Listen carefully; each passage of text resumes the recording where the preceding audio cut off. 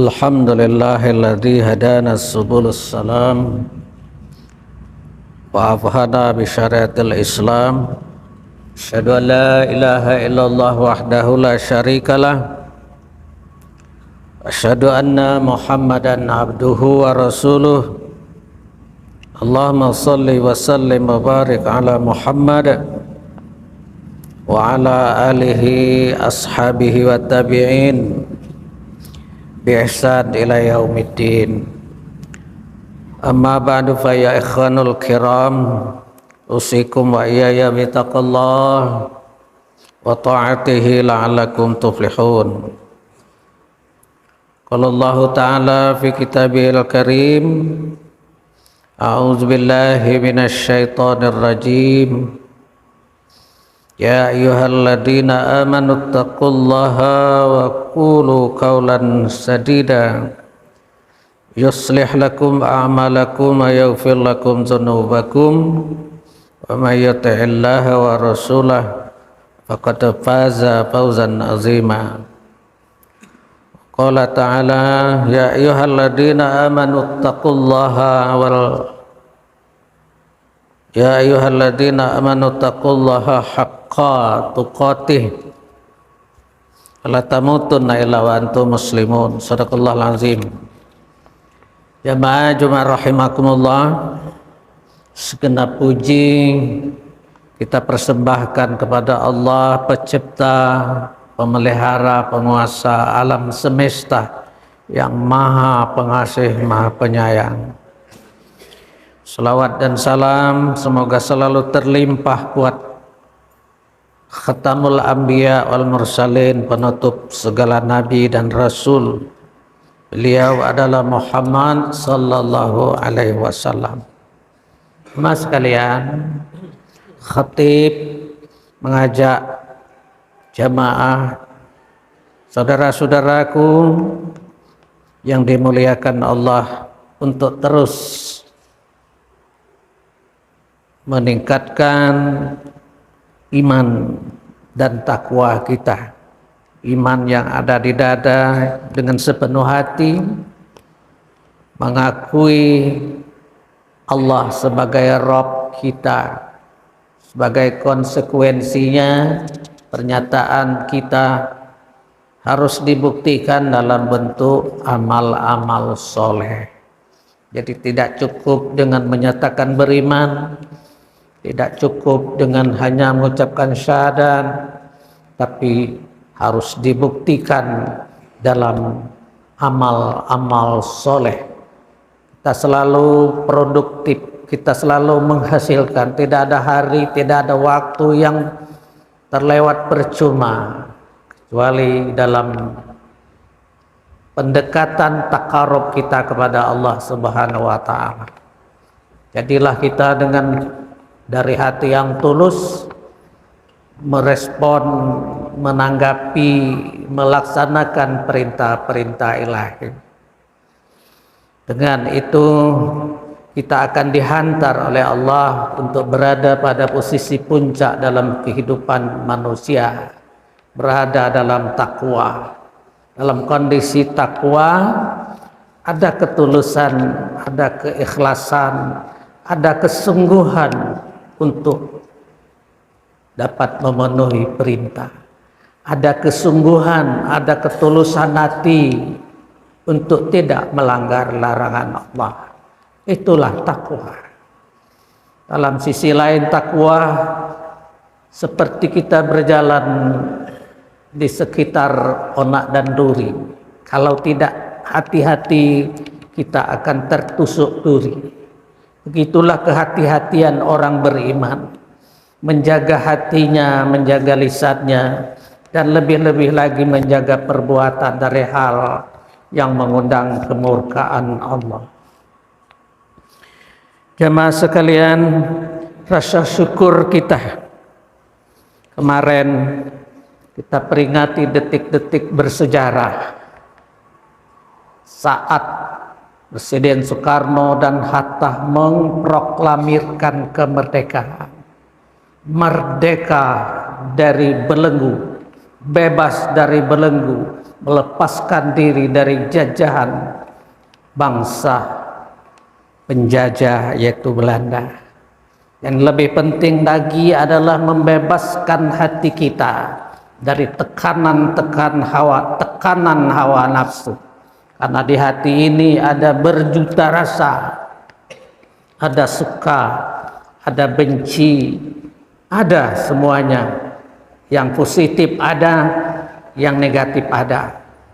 Untuk memperoleh kemerdekaan hati dalam arti sesungguhnya adalah kita harus membebaskan hati ini dari pengaruh-pengaruh buruk yang selalu hadir dalam kehidupan perjalanan hidup manusia. Jemaah sekalian, kita kenang sedikit pembukaan Undang-Undang Dasar 45. 78 tahun silam. Dalam suasana kebatinan pendiri bangsa, mereka yang menyusun Undang-Undang Dasar dan pembukaannya, mereka yang menyusun Piagam Jakarta, suasana kebatinan mereka, para pendiri bangsa itu menyadari sepenuhnya dan menyatakan di dalam pembukaan itu, atas berkat Rahman Allah yang Maha Kuasa dan didorong oleh keinginan luhur supaya berkehidupan kebangsaan yang bebas, maka Indonesia dengan ini menyatakan kemerdekaan. Jemaah sekalian, Islam sudah mengajarkan bahwa tidak boleh ada perbudakan, penjajahan oleh manusia terhadap manusia yang lain. Tidak boleh ada, karena itu tidak sesuai dengan pri kemanusiaan yang diajarkan dan sangat sesuai dengan ajaran Islam. Perlu kita ketahui jamaah sekalian bahwa pendiri-pendiri bangsa dan lebih-lebih khusus yang menandatangani Piagam Jakarta, 8 orang di antara 9 orang penandatangan Piagam Jakarta adalah Muslim. 1 di antaranya non-Muslim. Tapi dia menyatakan kami belum akan merdeka kalau ada 7 kata-kata dengan kewajiban menjalankan syariat Islam bagi pemeluknya. Kami keberatan atas 7 kata itu. Bersepakatlah tokoh-tokoh Muslim demi persatuan, demi merdekanya Indonesia ini keseluruhan. Tidak ada penduduk yang ingin berpisah, maka tokoh-tokoh Islam dengan mengorbankan demi kebangsaan, merelakan 7 kata itu tidak dicantumkan. Cukup dengan Pancasila, ketuhanan yang Maha Esa. Itulah satu di antara hadiah terbesar umat Islam untuk menjaga keutuhan NKRI, kesatuan bangsa, agar tidak terpecah. Jemaah sekalian, kita tahu bahwa para pejuang itu telah rela mengorbankan nyawa, banyak syuhada. Para pejuang Muslim bangsa Indonesia mengorbankan jiwa raganya, banyak darah yang tertumpah, banyak anak yang menjadi yatim karena ditinggalkan oleh ayahnya. Para pejuang pendahulu. Sekali lagi saya ingin sampaikan di sini bahwa kemerdekaan bangsa Indonesia itu direbut, diperjuangkan dalam masa yang panjang dari penjajah. Jadi kemerdekaan Indonesia itu sekali lagi direbut, bukan pemberian, bukan hadiah dari penjajah. Beda dengan bangsa-bangsa yang pernah terjajah di dunia ini. Seperti Malaysia, dihadiahkan, diberikan kemerdekaan oleh penjajah. Indonesia merebutnya, walau penjajah dengan berat hati tetap bertahan dan mengulangi untuk menjajah kembali. Tapi sekali lagi dengan semangat juang, semangat Islam yang ada di dada, mereka rebut, mereka pertahankan negara kesatuan Republik Indonesia ini. Oleh karena itu menjadi tugas kita semua. Kita bukan saja merdeka secara konstitusional, tapi sebagai umat Islam kita harus memerdekakan hati nurani. Jangan sampai hati nurani terjajah oleh nafsu. Nafsu itu menurut Al-Quran, inna ammaratun bisu, dalam surat Yusuf. Nafsu yang ada di dada ini pada dasarnya cenderung untuk berbuat salah. Oleh karena itu sebagai seorang muslim, sebagai mukmin, seorang beriman, kita harus berjuang terus membebaskan hati ini dari belenggu hawa nafsu yang masih tetap hadir dalam kehidupan kita. Itulah perjuangan kita sekarang. Tugas kita sekarang sebagai penerus generasi bangsa mengisi kemerdekaan ini dengan mencerdaskan diri, dengan cerdas, dengan punya kemampuan, punya keimanan, punya kekuatan, kita akan terbebas. Jamaah sekalian, Indonesia dan kita sebagai bangsa, apakah cita-cita bangsa mencerdaskan kehidupan bangsa, ikut dalam perdamaian abadi, memberikan kesejahteraan kepada rakyatnya? Silakan jamaah sekalian menjawabnya. Oleh karena itu jamaah sekalian, mayoritas Islam sebagai agama yang paling banyak dianut oleh bangsa ini merasa sangat berkepentingan, karena mayoritas, kebanyakan, bagian besar umat bangsa ini adalah orang Islam. Kalau cita-cita kemerdekaan berhasil, maka yang paling banyak menikmatinya adalah umat Islam. Sebaliknya apabila cita-cita bangsa mensejahterakan masyarakat dan bangsanya belum tercapai, maka sebagian besar yang merasakannya adalah umat Islam. Satu sisi, salah satu dari sila yang ke-5 sila persatuan Indonesia. Kalau ketuhanan yang Maha Esa kita sudah tahu, ketuhanan yang Maha Esa tidak asing bagi kita Muslim, adalah ketuhanan yang Maha Esa, tidak lain daripada Qul huwallahu ahad, Esa satu ahad. Dulu jemaah sekalian, nama hari itu Ahad, hari pertama Ahad.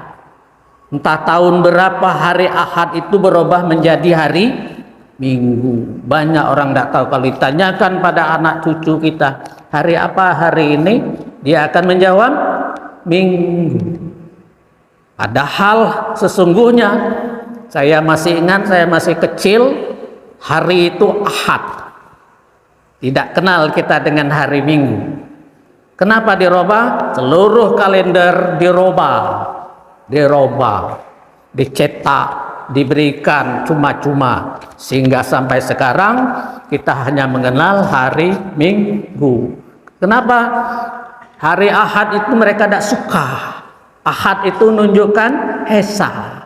Esa, itulah konsep surat Ikhlas. Qul huwallahu ahad. Katakan bahwa Allah itu ahad, Allah itu Maha Esa. Ya mas sekalian, pesan yang sangat jelas di dalam Al-Quran tercantum dalam Pancasila, persatuan Indonesia. Sejak dulu Islam sudah mencanangkan agar umat bersatu. Timbullah kesadaran pemuda. Mulai tahun 1928 ada Sumpah Pemuda. Sampai merdeka, pemuda mengambil peran penting dalam perjuangan bangsa. Saya melihat di sini banyak pemuda, lokasi bangunan ini banyak terdiri dari pemuda. Yang 40 tahun itu masih muda itu, jadi masih pemuda. Bukan soal kawin nikah sudah nikah, pemuda. Di dalam syair sangat dipuji pemuda itu. Kun rujulan rijluhu fissara. Jadilah engkau pemuda, kakinya mantap, kakinya berinjak di bumi, cita-citanya wahammatu himmati fissarai, cita-cita menjulang tinggi. Pemuda ingin perubahan, pemuda ingin cepat merdeka. Karena tokoh-tokoh tua yang generasi yang di atas pemuda sabar, tapi pemuda tidak sabar menunggu, merdekakanlah sekarang. Sehingga Soekarno dan Hatta itu di apaan itu ya, setengah dipaksa supaya segera memproklamirkan kemerdekaan. Sekali lagi, mari pemuda, dengan semangatmu, dengan sikapmu, dengan keterampilanmu, kita ubah wajah dunia ini sesuai dengan tuntunan ilahi. Perubahan menjadi lebih baik.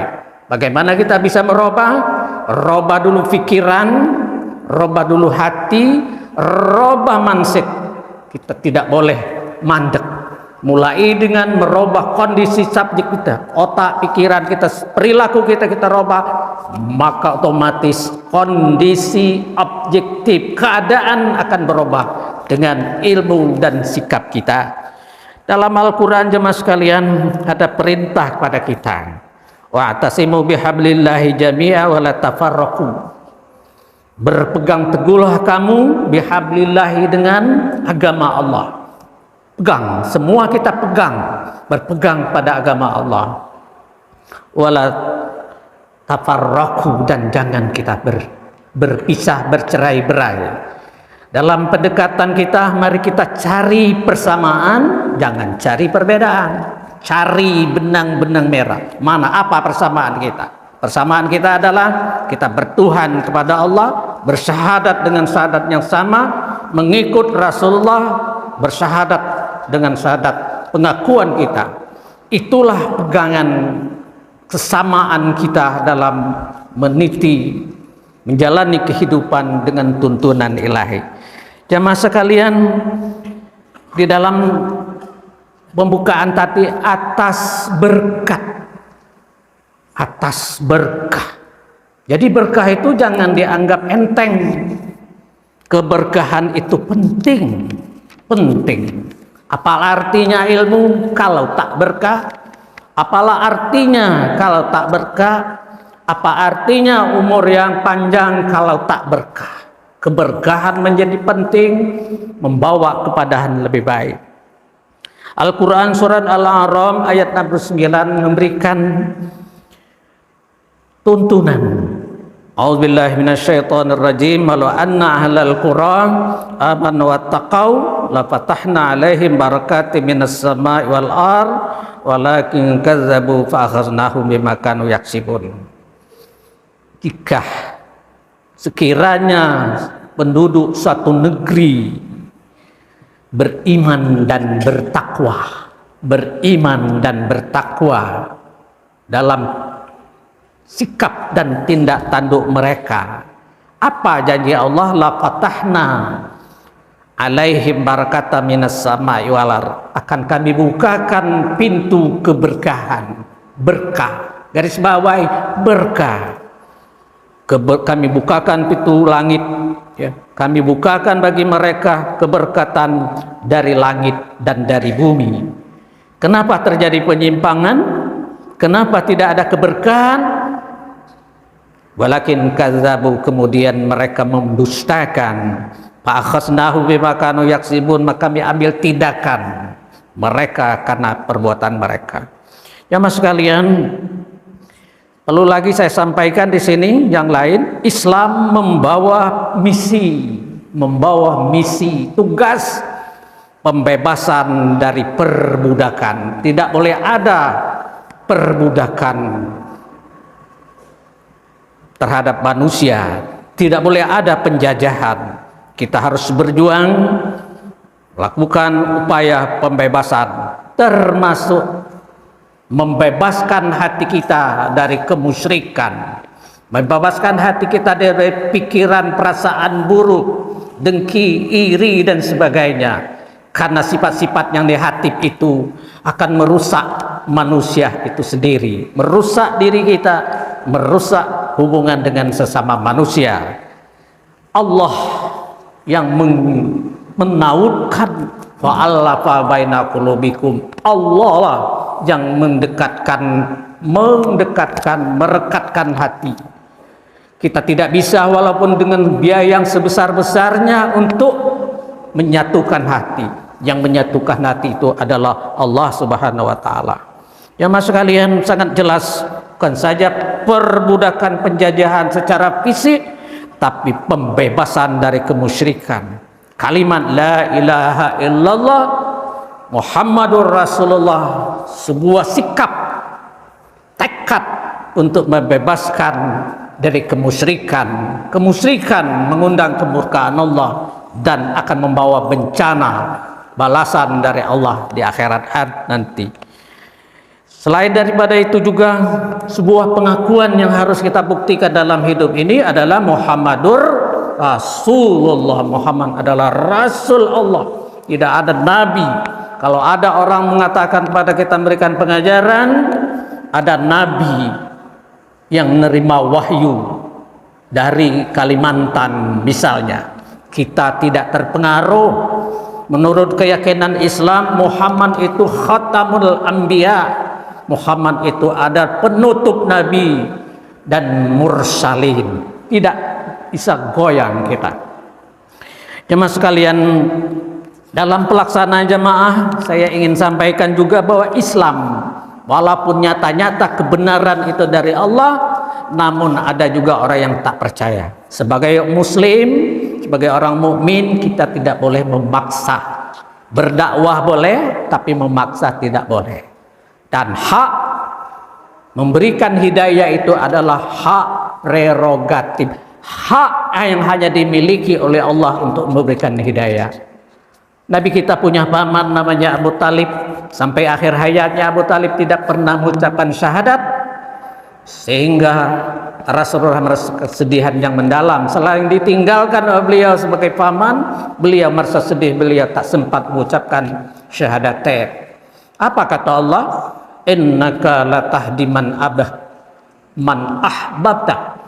Engkau tidak bisa memberikan hidayah, sebab hidayah itu adalah hak Allah. Walakinallaha yahdi may yasha. Mas sekalian, kewajiban kita berdakwah, kewajiban kita mengingatkan, tapi mendapat hidayah atau petunjuk adalah Allah. Kita mohon pada Allah untuk saudara-saudara kita yang belum menerima, yang sekarang masih ada yang menolak, berdoalah kepada Allah, mintalah kepada Allah, karena itu adalah hak Allah untuk memberikan hidayah. Ya mas sekalian, lain daripada itu juga kita sudah menentukan sikap dan pilihan terhadap Islam. Inna dina indallahil Islam, agama itu dalam sebuah pernyataan kita ulangi, raditu billahi rabba wa bil islami dina wa bi Muhammadin nabiyya wa rasulah. Kesolehan kita harus dibuktikan juga kesolehan dalam sikap, kesolehan pribadi kita pribadi, kesolehan ibadah sosial, ibadah kepada Allah harus dibarengi juga dengan kesolehan sosial. Kita tidak boleh sibuk dengan zikir dan doa kita, tapi kita tidak menoleh kiri dan kanan bagaimana saudara kita.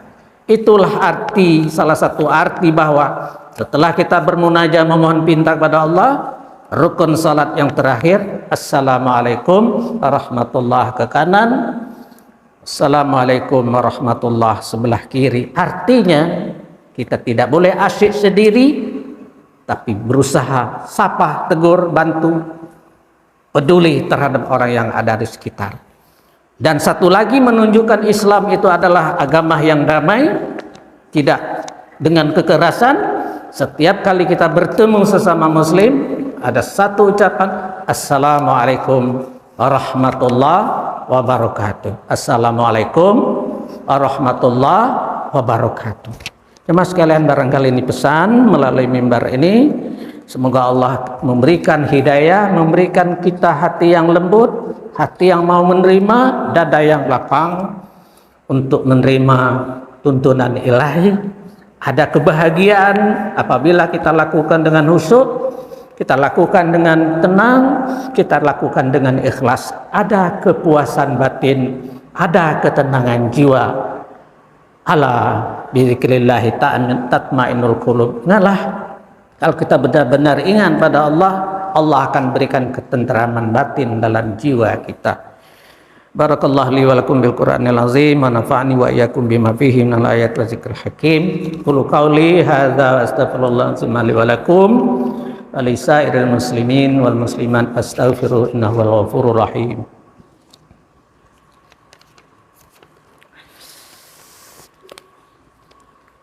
Alhamdulillah ya ala ihsani wa syukru ala taufiqih wa amtinani wa asyhadu an la ilaha illallah wahdahu la syarikalah asyhadu anna Muhammadan abduhu wa rasuluh da'i ila ridwanih. Allahumma salli ala Muhammad wa ala alihi washabihi ajma'in. Amma ba'du fa ya ibadallah ya ayyuhallazina amanu taqullaha haqqa tuqatih wa la tamutunna illa wa antum muslimun. Pesan Allah, ya ayyuhallazina amanu, hai orang yang beriman, ittaqullaha haqqa tuqatih, bertakwalah dengan segenap kemampuanmu, jiwa dan raga, harta dan benda. Wala tamutunna illa wa antum muslimun, dan jangan mati, pastikan langkah-langkah kita sampai dijemput oleh malaikat maut kita dalam keadaan muslim. Oleh karena itu, perbaharui terus istighfar, perbaharui terus kalimat la ilaha illallah. Semoga melancarkan kita pada saat kita menutup mata sakaratul maut. Kalimat yang kita ucapkan terakhir kali adalah la ilaha illallah. Innallaha malaikatahu yusholluna 'alan nabi ya ayyuhalladzina amanu shallu 'alaihi wa sallimu taslima. Allahumma filil muslimin wal muslimat wal mu'minina wal mu'minat al ahya' minhum wal amwat naka qaribun mujibu da'awat. Rabbana zalamna anfusana wa illam taghfir lana tarhamna lanakunanna minal khasirin. Rabbana atina fid dunya hasanah wa fil akhirati hasanah wa qina azabannar. Walhamdulillahi rabbil alamin. Ibadallah, innallaha ya'muru bil adli wal ihsan wa ita'i dzil qurba wa yanha 'anil fahsya'i wal munkari wal baghi la'allakum tazakkarun. Wa zikrullahil azim yazkurkum wa ad'uhu yastajib lakum. Alla zikrullahi akbar wallahu ya'lamu ma tasna'un. Qimus shalah.